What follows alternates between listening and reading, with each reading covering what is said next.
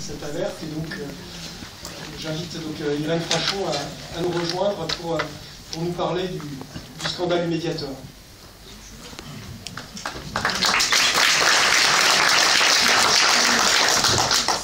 Bonjour Damien et Stéphanie. Bonjour à tous.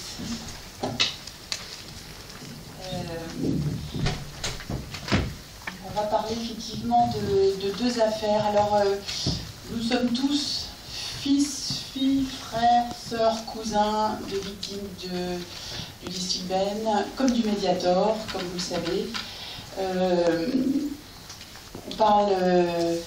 On parle des victimes, elles nous embêtent, les victimes, parce que dans un système où ça roule bien, on commercialise des médicaments, tout se passe bien, et puis tout à coup il y a des victimes qui disent et moi je souffre.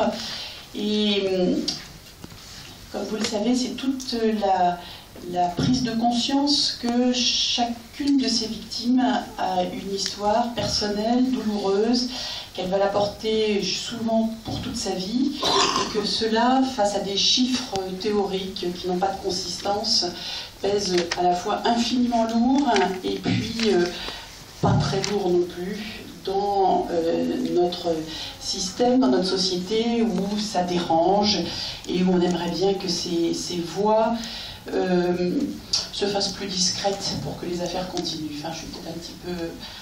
voilà.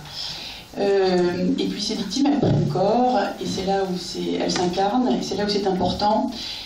Pour le Distilbène, justement, maman n'a pas pris de Distilbène, parce que par chance, elle est tombée enceinte tout de suite. Sa sœur, elle, a eu 10 ans avant d'avoir des enfants, donc elle a eu du Distilbène, et ma cousine a fini par avoir des enfants. Ça a été aussi compliqué, donc vraiment, nous sommes tous concernés.